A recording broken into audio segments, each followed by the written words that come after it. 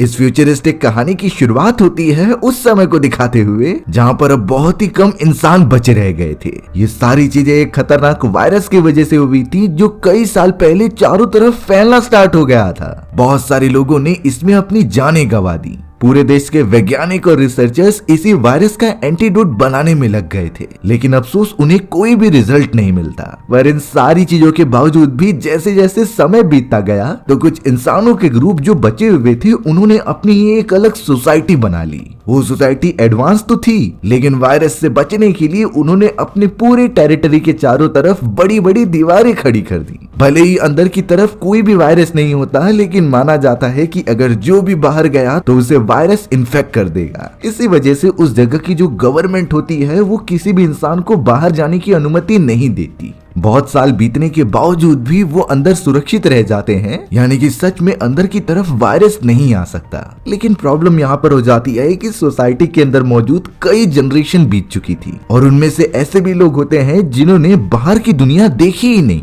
वो अपने आप को एक तरीके से यहाँ पर कैद समझते थे और यहाँ से बाहर निकलना चाहते थे। इसी वजह से एक अलग ही ग्रुप का निर्माण हुआ जो गवर्नमेंट के खिलाफ थी। उन्हें पता था कि अगर बाहर निकलना है तो गवर्नमेंट को हराना होगा और इसलिए वो सारे ग्रुप वाले अपने मिशन चोरी छुपके किया करते। उनका मानना था कि हम गवर्नमेंट के खिलाफ एक एक स्टेप लेकर उसे गिरा देंगे। यही एक बेस्ट वे था और इसके लिए कई सारे ऑफिसर्स मौजूद होते हैं। उन्हें सारे सीक्रेट ऑफिसर्स में से हमें फ्लक्स नाम की एक एजेंट दिखाई गई। फ्लक्स बहुत पहले से इस ऑर्गेनाइजेशन में काम कर रही है और उसने कई सारे मिशंस कंप्लीट किए थे। वो अभी भी एक मिशन पर होती है जो अपने दोस्तों को मैसेजेस पहुंचा रही थी कि स्टेटस क्या है, लेकिन यहाँ पर कोई डिवाइस या फिर कोई मशीन नहीं होती मैसेज ट्रांसफर करने के लिए। फ्लक्स तो अपने मुंह में एक अजीब सा लिक्विड लेती है और अपने साथी के मुंह में डाल देती है, जिससे कि वो मैसेज ऑटोमेटिकली ट्रांसफर हो गया था। ये तो बहुत अलग ही वे होता है मैसेज ट्रांसफर करने का। अब यहाँ पर फ्लक्स सीधा चली गई थी अपने सीक्रेट ऑर्गेनाइजेशन की हैंडलर के पास। हैंडलर वो थी जो अपने हर एक सीक्रेट ऑफिसर को मिशन प्रोवाइड करती। हैंडलर के ही कमांड देने पर ही ये सारे एजेंट्स अपनी जान तक कुर्बान कर सकते थे। और इस समय हैंडलर फ्लक्स को एक मिशन ही प्रोवाइड कर रही होती है गवर्नमेंट के खिलाफ जाकर कुछ करने का। हैंडलर ने तो फ्लक्स से कहा कि तुम्हें एक मिलिट्री बेस डिस्ट्रॉय करना होगा जो आगे चलकर हमारे लिए खतरा बन सकता है। फ्लक्स इन सारी बातों को नकार नहीं सकती थी और उसे अपने लीडर की बात माननी ही पड़ेगी। इसीलिए वो निकल पड़ती है बेस कैंप की तरफ ताकि वो प्लान बनाकर उसे डिस्ट्रॉय कर सके। अब यहाँ पर फ्लक्स सीधा एक पार्टी में चली जाती है जहाँ पर उसकी बहन लूना भी मिल रही थी। लूना अपनी बहन के बहुत पास थी और हर एक मिशन में उसकी मदद करती। वहाँ पर हम कुछ लोगों को देखते हैं जो अपने परिवार वालों को ढूंढ रहे थे, क्योंकि हाल ही में ये खबर निकल रही है कि कई सारे लोग अचानक गायब होने लगे हैं। इसके पीछे का क्या रीजन था किसी को नहीं आइडिया। फ्लक्स तो यहाँ पर लूना से बहुत सारी बातें करती है, पर लूना ने कहा कि आज हमारे घर पर पार्टी है तो हम बहुत एंजॉय करेंगे। फ्लक्स ने वादा कर लिया कि वो अपना मिशन खत्म करके वापस जरूर आएगी। इसीलिए अब फ्लक्स सीधा बेस कैंप तक चली गई। फ्लक्स ने तो टारगेटेड बेस कैंप में अपने कुछ ऑफिसर्स के साथ धमाका स्टार्ट कर दिया और रिजल्ट ये निकलता है कि अंदर मौजूद सारी वेपनरी और आर्मी सोल्जर्स मारे गए थे।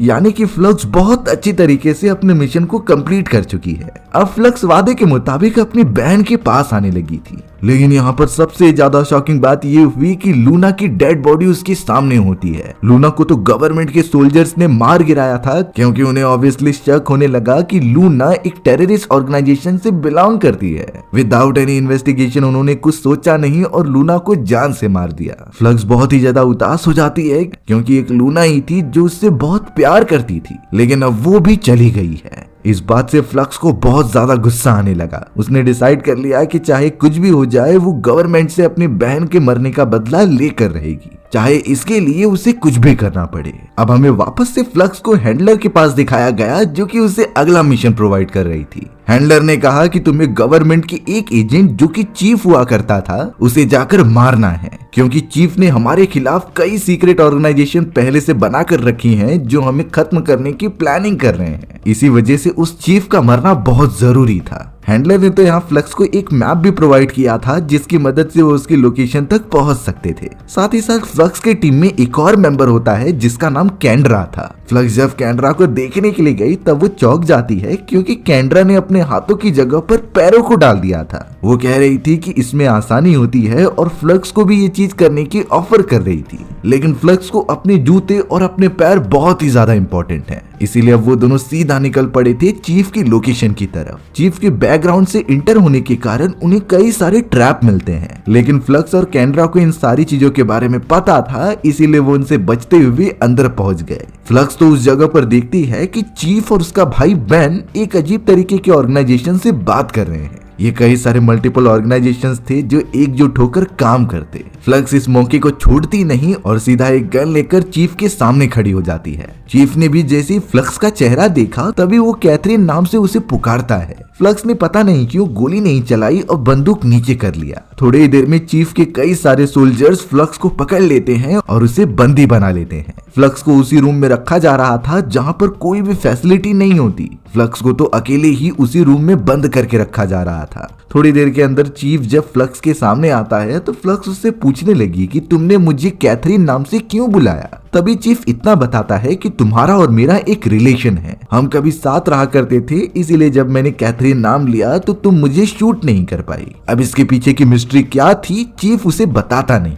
फ्लक्स को तो कुछ खाना खाने और पानी पीने के लिए दे दिया गया था, बट फ्लक्स उसे पीती नहीं। फ्लक्स जब पानी को ध्यान से देख रही थी तो उसके अंदर कुछ पार्टिकल्स मौजूद थे। फ्लक्स तो उसे पीने के बजाय एक थोड़ा सा सैंपल लिक्विड का अपने पास रख लेती है, जिसके बाद अब फ्लक्स ने कुछ इशारे किए जिससे कि बाहर की तरफ से छोटे छोटे बॉल्स आकर्षित होने लगे थे। ये आयरन बॉल्स दीवार पर चिपक जाते हैं और एक बड़ा सा धमाका करते हैं। धमाका होने के बाद दीवार में बड़ा सा छेद बन गया था, जिससे फ्लक्स बाहर निकलते हुए उस फैसिलिटी से ही भाग जाती है। यानी कि उसे पहले से पता था कि वो यहाँ से आसानी से भाग जाएगी, इसीलिए फ्लक्स कैद होने के बाद भी काफी ज्यादा चिल लग रही थी। लेकिन यहाँ पर हमें पता चला कि चीफ का भाई बेन खुद अपने भाई को मारना चाहता है, क्योंकि वो इस पूरे ऑर्गेनाइजेशन की सत्ता अपने हाथों में लेना चाहता था और चाहे कुछ भी हो जाए वो अपने भाई को खत्म करके ही रहेगा। फ्लक्स तो अब सीधा जाकर लूना के बॉयफ्रेंड से मिलती है और उससे कुछ लिक्विड के बारे में पूछती है, क्योंकि वो एक वैज्ञानिक था। लूना के बॉयफ्रेंड ने सिंपली कहा कि ये लिक्विड एक मैसेज है जिसे पीने के बाद ही तुम्हें समझ में आएगा। फ्लक्स ज्यादा नहीं सोचती और तुरंत ही लिक्विड को पी लेती है, जिसमें अब उसे विजन आते हैं कि चीफ उससे मिलने के लिए बुला रहा है। और भी कई सारे विजन थे जो फ्लक्स के पास्ट लाइफ से बिलोंग करते हैं। फ्लक्स को जब ये सारे विजन आ रहे थे तो वो तुरंत ही चली गई थी चीफ के पास। फ्लक्स ने तो चीफ से डायरेक्टली पूछ लिया था कि तुम सभी ने मेरी बहन लूना को क्यों मारा, वो तो इन सारी चीजों से कनेक्टेड भी नहीं थी। तब जाकर चीफ इतना बताता है कि इसमें मेरी गलती नहीं है, बल्कि गवर्नमेंट तो हम जैसे सारे एजेंट्स को मारना चाहती है जो उनके खिलाफ आवाज उठाने की कोशिश कर रहे थे। यहाँ तक कि गवर्नमेंट ने तो तुम्हें भी मारने का ऑर्डर दे दिया है। फ्लक्स तो यहाँ पर कुछ नहीं समझ पाती और उसके दिमाग में कुछ विजन ही घूम रहे थे। अब अचानक वो चीफ के पास चली आती है और उसके क्लोज होने लग जाती है। दोनों तो अब किस करने लगे थे और इंटीमेट होने के लिए आगे बढ़ जाते हैं। उन दोनों ने साथ मिलकर काफी अच्छा टाइम स्पेंड किया और देखकर ऐसा नहीं लग रहा था कि ये पहली बार होता है। उन दोनों में पहले कुछ रिलेशन था जिसके बारे में अभी फ्लक्स को याद नहीं। सारी चीजें होने के बाद जब फ्लक्स को होश आता है तब वो गुस्से में चीफ को वहीं पर बेहोश करके चली जाती है। वो बाहर निकल ही रही थी तभी फ्लक्स को एक सीक्रेट दरवाजा मिला। सीक्रेट दरवाजे से होते हुए जब वो बेसमेंट की तरफ आती है तो उसे एक बेडरूम और काफी बड़ी लेबोरेटरी दिखाई देती है। उसी लेबोरेटरी के अंदर फ्लक्स को एक रिकॉर्डर और कैथरीन की फोटोग्राफ मिली। वो उन दोनों को लेकर वहां से तुरंत ही निकल रही होती है, लेकिन अब उस जगह पर फ्रेया नाम की एक दूसरी एजेंट आ गई जो कि चीफ के लिए काम करती थी। उसे लगने लगा कि फ्लक्स कोई जासूस है, इसीलिए फ्रेया और फ्लक्स के बीच एक घमासान लड़ाई चालू हो गई। दोनों के पास बहुत ही अच्छी फाइटिंग स्किल्स होती हैं, पर फ्लक्स तो सबसे ज्यादा पावरफुल और सबसे एक्सपीरियंस थी। उसने फ्रेया को काफी अच्छी तरीके से मजा चखाया और वहां से तुरंत ही निकलते हुए दूर चली गई थी। फ्लक्स तो बच जाती है, लेकिन गवर्नमेंट की उस फैसिलिटी में चारों तरफ ये बात फैल गई कि चीफ टेररिस्ट ऑर्गेनाइजेशन से मिला हुआ है, जिस वजह से गवर्नमेंट के हायर ऑफिशियल्स ने चीफ को उसकी पोस्ट से निकाल दिया और चीफ की पूरी पोस्ट उसके छोटे भाई बेन को सौंप दी जाती है। बेन तो ये स्टार्टिंग से ही चाहता था और आखिरकार उसे मिल भी गया। वो अपने भाई के ही अगेंस्ट कहने लगा कि वो शुरुआत से ही चीटर था। उसने हम सभी को धोखा देने की कोशिश की, इसीलिए उसे खत्म कर देना चाहिए। और तो और बेन ने कहा कि हमारे खिलाफ जाने वाले सभी को हम नहीं छोड़ेंगे। यानी कि वो फ्लक्स के साथ उन एजेंट्स की बात कर रहे थे जो गवर्नमेंट को खत्म करके दीवार से बाहर निकलना चाहते हैं। वो सभी तो स्ट्रिक्ट एक्शन लेने से मजबूर हो गए थे। फ्लक्स तो अब सेफ जगह पर आकर उस टेप रिकॉर्डिंग को सुनती है जिसमें कि एक यूएफओ की बात की गई थी। दरअसल ये एक एडवांस स्पेसशिप होती है जिसे कि फ्लक्स आसमान में देख पा रही थी। टेप में बताया जा रहा था कि उस यूएफओ के अंदर जाओ क्योंकि वहीं से तुम्हें क्लूज मिलेंगे। फ्लक्स समझ गई थी कि ये कोई सीक्रेट मिशन है, बट वो जैसे ही यूएफओ का पीछा करती तो वहां पर कैंड्रा आ गई। कैंड्रा को यहाँ पर इंश्योर करना था कि फ्लक्स ने चीफ को मारा कि नहीं, लेकिन फ्लक्स ने तो ऐसा बिल्कुल नहीं किया, जिस वजह से अब कैंड्रा उसके ऊपर गुस्सा होती है और हमला भी करने लगती है। यहाँ पर हमें पता चला कि कैंड्रा को कॉन्ट्रैक्ट दिया गया था फ्लक्स को मारने का। दोनों अब एक दूसरे को काफी डैमेज पहुंचाते हैं, लेकिन फ्लक्स ने कैंड्रा के हाथ पैरों को बांध दिया था जिससे कि कैंड्रा हिल नहीं पाती और वो उसे एक अच्छी जगह पर रखकर वहां से चली जाती है। फ्लक्स का मेन टारगेट था वो यूएफओ जो हवा में अभी उड़ रहा था और उसके अंदर जाने के बाद ही उसे आगे के राज के बारे में पता चलेगा। फ्लक्स तो एक ऊंचे टावर पर चढ़ जाती है जिससे कि वो जंप करेगी यूएफओ के ऊपर। उसके पास बहुत ही ज्यादा स्टेमिना था और एजिलिटी भी थी जिससे कि फ्लक्स सीधा कूदते हुए उस यूएफओ के अंदर चली जाती है। यूएफओ में बहुत ही एडवांस चीजें मौजूद थी और लग रहा था कि वो किसी अलग ही डायमेंशन में आ चुकी है। फ्लक्स को तो वहां पर एक गोल्डन कलर का आदमी दिखाई देता है जो किसी को कमांड दे रहा था। फ्लक्स ने तुरंत ही अपने हथियार निकाल लिए और उससे पूछने लगी कि तुम किससे बात कर रहे हो, बट वो आदमी फ्लक्स को कोई जवाब नहीं देता और अचानक गायब हो जाता है। फ्लक्स एक सुपर कंप्यूटर के पास जाती है और उसे अपनी बहन के बारे में पूछती है। ऐसा लग रहा था कि फ्लक्स ने इस कंप्यूटर को पहले भी यूज किया था। अब वो सुपर कंप्यूटर फ्लक्स की बहन लूना का सारा डिटेल्स निकालने लगता है और उसका एड्रेस बताता है कि वो सिटी में कहां पर मौजूद है। यहाँ फ्लक्स थोड़ा सा चौंक गई क्योंकि लूना तो मर चुकी है। फिर आखिरकार ये सुपर कंप्यूटर उसका एड्रेस कैसे प्रोवाइड कर रहा था। थोड़े समय के अंदर ही सुपर कंप्यूटर ने लूना का एड्रेस दे दिया जिससे कि फ्लक्स अब तुरंत ही उस एड्रेस पर जाने लगी अपनी बहन को ढूंढने के लिए।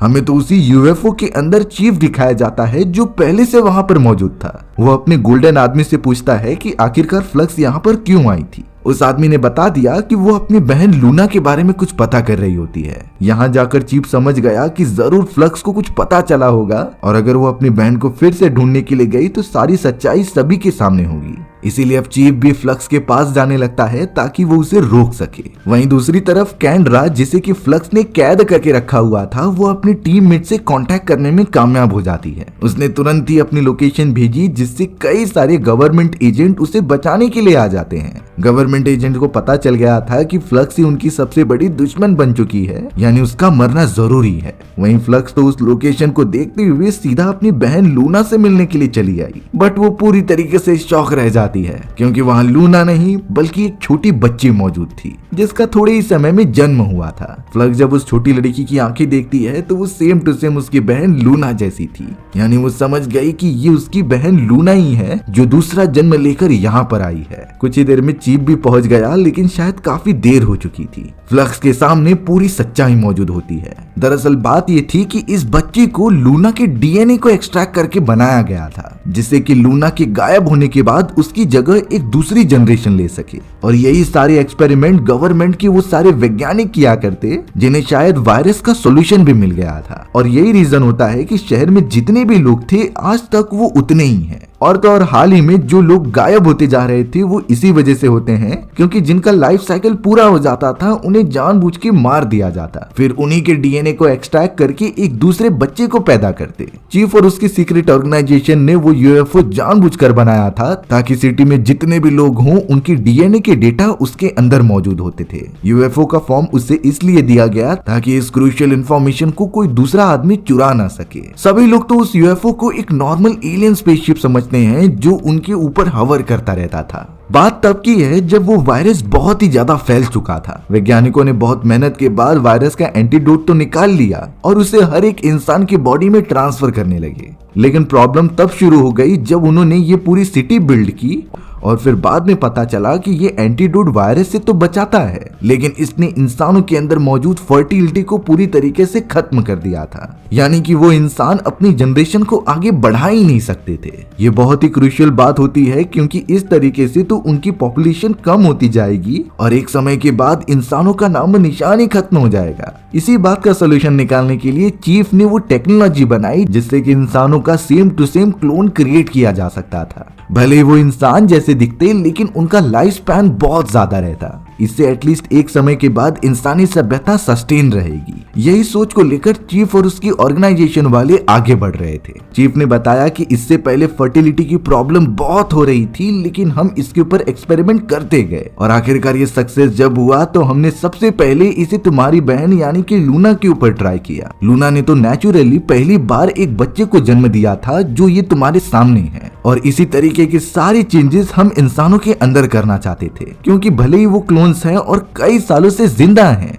लेकिन उनके अंदर इंसानी भावना बहुत ही कम होती जा रही है। और भले ही इतने सालों बाद इंसान जिंदा हैं, पर उनके अंदर की इंसानियत मर चुकी है। लेकिन चीफ का भाई बेन इन सारी चीजों को नहीं होने देना चाहता था। वो चाहता है कि सिर्फ वो और गिने चुने लोग ही अमर रहें और उन्हें ही क्लोन बनाने का अधिकार हो। बाकी सारे लोगों को वो मारना चाहता था। इसी वजह से बेन ने लूना को बहुत बुरी तरीके से मार दिया। फ्लक्स को इससे बहुत गुस्सा आता है और वो बेन से बदला लेना चाहती थी। चीफ तो इतना बता रहा था कि बेन मुझे भी मारना चाहता है मेरी गद्दी लेने के लिए, लेकिन एक भाई होने के नाते मैं उसे पलटवार नहीं करता और उसके सारे कारनामों को सहता रहता हूँ। अब अचानक उस जगह पर बेन के कई सारे सोल्जर्स आ जाते हैं जो फ्लक्स और चीफ के ऊपर हमला करने लगे थे। अचानक हमला होने के कारण वो दोनों अपनी जान बचाकर भागते तो हैं, लेकिन चीफ को कई सारी बुलेट्स लग गई थी। चीफ बहुत घायल होता है। इसी वजह से अब फ्लक्स ने कुछ बैंडेजेस निकाले और चीफ के बॉडी से बुलेट्स निकालते हुए उसकी चोट पर लगा दिए। ये कुछ एडवांस टेक्नोलॉजी होती है जिससे चोट अपने आप ही हील होने लगे थे।